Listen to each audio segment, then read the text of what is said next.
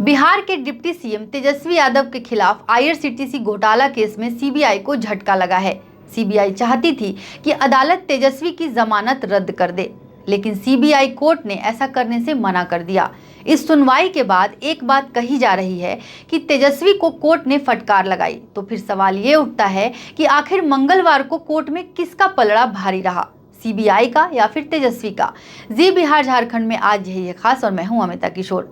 सबसे पहले समझिए कि ये केस क्या है। सीबीआई का आरोप है कि जब लालू यादव रेल मंत्री थे तो आईआरसीटीसी के रांची और पुरी स्थित 2 होटलों को लीज पर एक निजी कंपनी को दिया गया था। आरोप है कि इसके एवज में लालू परिवार को पटना में 3 एकड़ की कीमती जमीन मिली।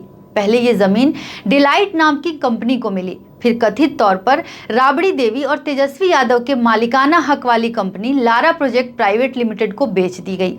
अब आते हैं कि मंगलवार को कोर्ट में क्या हुआ। सीबीआई ने तेजस्वी की प्रेस कॉन्फ्रेंस में दिए गए बयान को पढ़ा और कहा कि सीबीआई को धमकी दी गई ताकि जांच को प्रभावित किया जा सके। सीबीआई ने कहा कि तेजस्वी सीबीआई पर झूठा आरोप लगा रहे हैं कि एजेंसी किसी के निर्देश पर काम कर रही है।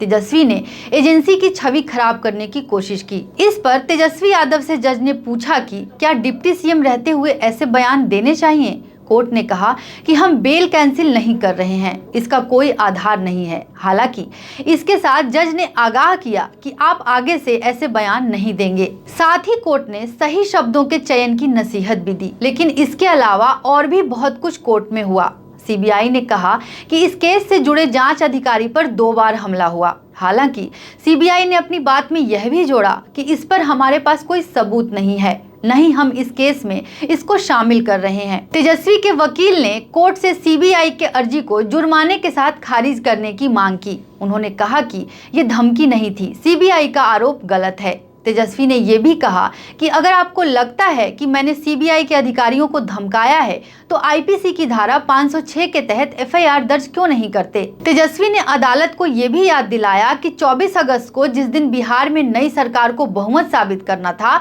उस दिन सीबीआई रेड करती रही। सीबीआई के अधिकारी राबड़ी निवास पहुंच जाते हैं, फिर भीड़ जुटती है, सीबीआई की टीम को रोकती है। मेरी मां और भाई बाहर आते हैं और भीड़ को समझाते हैं कि सीबीआई के लोगों को अंदर आने दे, लेकिन यहाँ सीबीआई हम पर आरोप लगा रही है। रेड की गई और ये नैरेटिव बनाया गया कि इन लोगों ने काफी पैसा कमाया है। तेजस्वी यादव के पास गुड़गांव में मॉल है, मैं डिप्टी सीएम हूं, लेकिन मेरी इमेज को खराब करने की कोशिश की जा रही है। मैंने प्रेस कॉन्फ्रेंस करके जानकारी दी कि गुड़गांव में बन रहे मॉल में मेरा कोई लेना देना नहीं है। ये मॉल जिस कंपनी का है वो मोदी जी के समय में 2021 में बनी थी।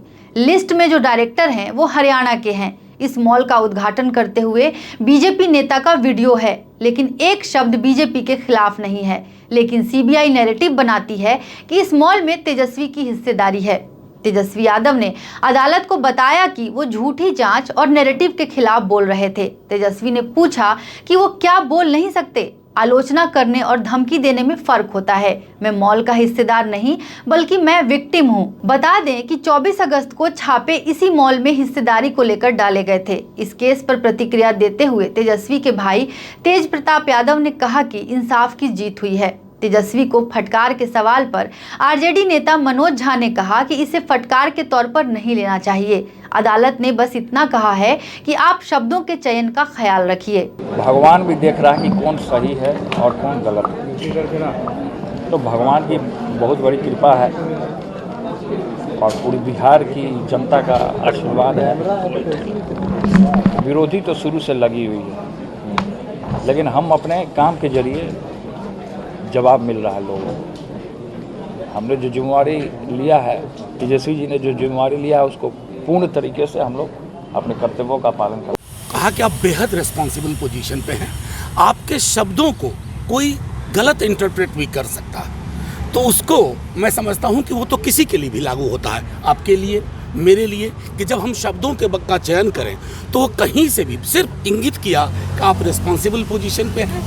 आपके शब्दों का कोई गलत मायने भी लगा सकता है, बस बात वही करते। कुल मिलाकर तेजस्वी को फटकार सुर्खियां बनी, लेकिन ये तथ्य है कि सीबीआई की अर्जी स्वीकार नहीं हुई। कोर्ट ने साफ कहा कि बेल रद्द करने का कोई आधार नहीं है। तेजस्वी ने कुछ बेहद गंभीर मुद्दे अदालत में उठाए हैं, खासकर 24 अगस्त को रेड की टाइमिंग और नैरेटिव बनाने को लेकर। बाकी खबरों के लिए आप देखते रहिए जी बिहार झारखंड।